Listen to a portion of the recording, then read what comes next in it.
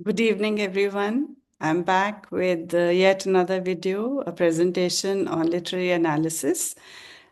Before we proceed further, let me welcome you to my channel. And also, I'd like to share with you that I was waiting for your suggestions. Which poem should I take, for today's presentation? But probably you're all very busy with your examination. And so I got not even a single message, unfortunately. So I used my own discretion and I saw somebody's message on one of the groups, and I've made a presentation on a poem for grade 12. So let's just straight away proceed to the presentation. Here it is. Firstly, welcome to my channel, to Eloquent English Enterprise. And this is the critical appreciation of Keeping Quiet, a beautiful poem by Pablo Neruda. Okay, so I'll go through it very quickly. Firstly, the introduction to the poem. Pablo Neruda's Keeping Quiet is a very powerful and thought-provoking poem that transcends cultural and linguistic boundaries.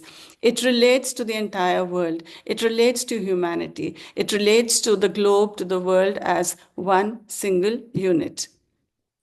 It is a sincere plea by the poet for peace, for introspection, and a cessation of destructive human activity. We human beings are the most destructive of all living beings on the earth today. So it's a request, it's a beseechment by Pablo Neruda to stop destruction in any and every sphere of our lives. Through his simple language and evocative imagery, very, very vivid imagery, Neruda urges humanity to pause, reflect, and recognize the interconnectedness of all life. We are not single units. We are a part of a big maze. We are a part of one jigsaw puzzle, and any part which is missing is going to result in just an apocalypse, right? So let's discuss the poem's narrative and structure. Okay. The poem is structured as a direct address to the reader. Neruda begins by calling for a moment of global silence, a keeping quiet for just 12 seconds. He then expands on the significance of this silence. Like he then, he explains why does he request humanity for silence, because he's trying to highlight the destructive nature of human activity and the very, very mandatory need for introspection. The poem then, towards the end, it concludes with a suggestion that this moment of quiet, it may lead to a deeper understanding and a more peaceful world. We need to understand the requirements of today. We need to understand that we have to sustain life. We cannot take away all the treasures of nature for our own selfish motives. The poem has been written in free verse. It's a freestyle and it reflects the fluidity of the thought of the poet and the absence of a rigid structure during this moment of contemplation. It's something very, very serene. It's something which is very serious. It's something which is a necessity in today's times. And of course, it's a universal truth as well. So let's discuss the themes and analyze them. There are basically 6 themes, and I'm going to discuss them one by one very quickly. Firstly, the power of silence. The central theme of this poem is the transformative power of silence. Silence speaks. It's not quiet. It does speak a lot and volumes. Neruda suggests that by pausing and reflecting, we can gain a deeper understanding of ourselves and our relationship with the world. Because when we keep doing, when we keep engaged in different kinds of an activity, we have no time to contemplate. It's only in the moments of silence, when we pause, when we think, only then can we relate to the world and we can think of the goods and bads of our actions, right? This silence is not merely an absence of sound. It is an active state of contemplation. It's not sitting like a lazy person. It's thinking, sitting, and contemplating. It's an inner kind of an activity which goes on in your mind. You are alive, right? You're not in an unconscious state. You're very, very conscious. And because of this consciousness, you can realize what is true, what is universal truth, what is right, and what is wrong. The second theme, which has been dealt with over here, is the universal destructive nature of human beings. Unfortunately, we are the most destructive of all living beings today. So Neruda criticizes the relentless activity and violence of humankind. We torture animals. We use them mercilessly. We mercilessly make use of all the nature's bounties. Why? Why don't we understand that this is leading us to a complete destruction? We are leading ourselves to an apocalypse. He also highlights the destructive consequences of war. We know we are not going to carry anything with us to the other world. Yet we continue to fight, yet we continue to annex boundaries, yet we continue to expand our boundaries. So, and it's not just this kind of war. There's environmental exploitation, and there is an endless pursuit of material gain, which is not going to lead us anywhere but to destruction. Now, talking about examples, the fishermen who would not harm whales. Now, whales stand for the complete life under the sea. And if we take it in a broader spectrum, the entire lives all around us, even on the earth. And the man who's gathering salt, who would look at his hurt hands, all of these represent a shift from exploitation to compassion. When he mentions the whales, when he mentions the man who's gathering salt, he is trying to make us think about compassion.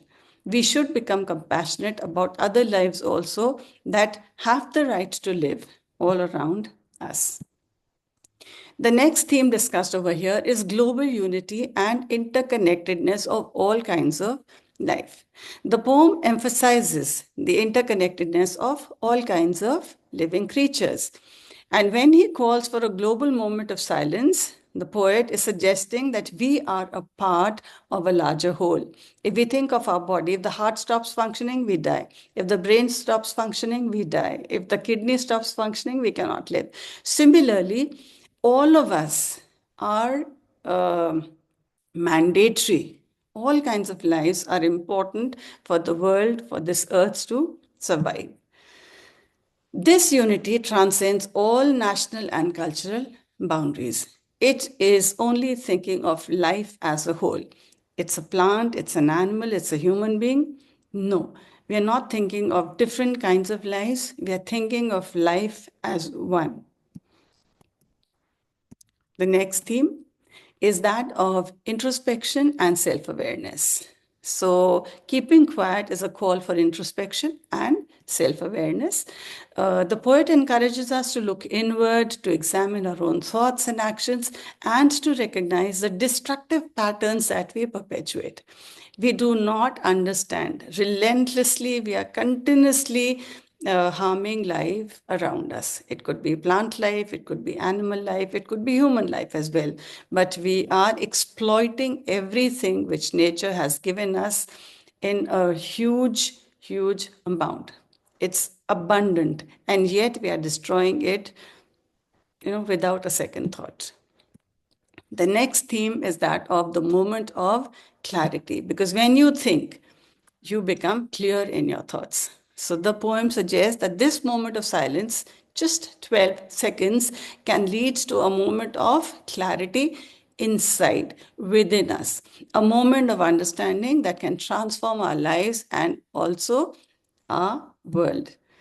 This sudden strangeness that Neruda speaks of is the experience of seeing ourselves and the world in a new light, where we are compassionate, where we think about each other, where we have larger hearts, when we are not confined by only material gains, right?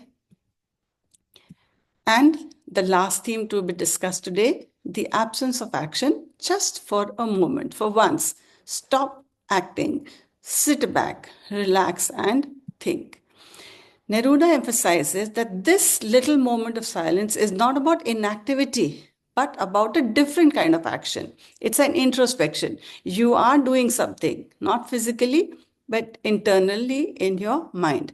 This is an action of contemplation and self reflection. This activity is not being seen outside, it is happening inside you in your mind and soul. So it's a pause, it's not a full stop. He's not saying that life should come to an end. He's just saying, stop for a moment and think. Imagery and symbolism in the poem. 12 seconds, this specific time frame of 12 seconds is symbolic. It represents a very brief but significant moment of pause, a moment that can disrupt the relentless flow of time. The fishermen and whales, they stand for not harming other kinds of lives around us. The image of the fishermen not harming whales, it symbolizes a shift from exploitation to compassion and respect for the natural world, for other forms of life in nature all around us. The man gathering salt. This man who's looking at his hurt hands, it symbolizes the pain and suffering caused by human labor and exploitation. I just mentioned, we exploit anything and everything around us, whether it's plants, whether it's animals, and whether it's men and women around us. There's a lot of exploitation which goes on different levels. So, this man who's gathering salt, he stands for a universal kind of exploitation that goes all around us. The poet is completely against wars of any kind, green wars, wars with gases, wars with fire. So these images represent the destructive consequences of human conflict and environmental destruction. War is never going to lead us anywhere. It makes nobody victorious. There is mayhem, there is destruction all around, and of course, there's a lot of loss of lives. When the poet talks about walking in the shade with our brothers, he's trying to symbolize unity, peace, and a harmonious relationship with nature. We walk together, hand in hand, in peace. So, this is going to bring us happiness in the longer run. Let's talk about Neruda's writing style. It is characterized by its simplicity, vivid imagery, and the use of everyday language. It's not difficult to understand what he's trying to say through his writing.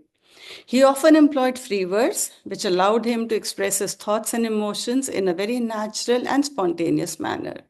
There is absolutely no making up of facts. Okay, it's all very natural. It's all something which flows freely from his mind because he has a very clear foresight. His poetry is deeply personal and reflective, but at the same time, he addresses or he's able to address universal themes and concerns. He was a master of conveying deep emotion with simple words.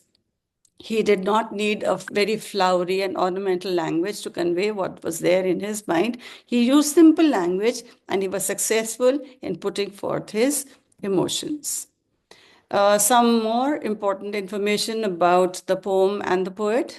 Neruda was a committed pacifist. He was a very peaceful person and he was an open critic of war and violence. He stood against war and any kind of violence. He believed in the power of poetry and he wanted to promote social change to create a more just and a more peaceful world. So he chose to pick up a pen and write against these atrocities, which he felt were very, very inhuman. And he believed that the pen is mightier than the sword. So he used the pen to bring out his emotion and his ideas, his thoughts to the world in general. The poem's message is timeless and continues to resonate with the readers today as we grapple with the issues of conflict, environmental destruction, and social injustice. These injustices, these kinds of conflict, they are still there. We are still grappling at the national level and at the international level as well. This is something universal. It's not ending. There are pacifists who are trying to stop wars, who are trying to bring people together, but man has this never ending greed. Okay, so if he doesn't get anything through his rights, he tries to snatch it away.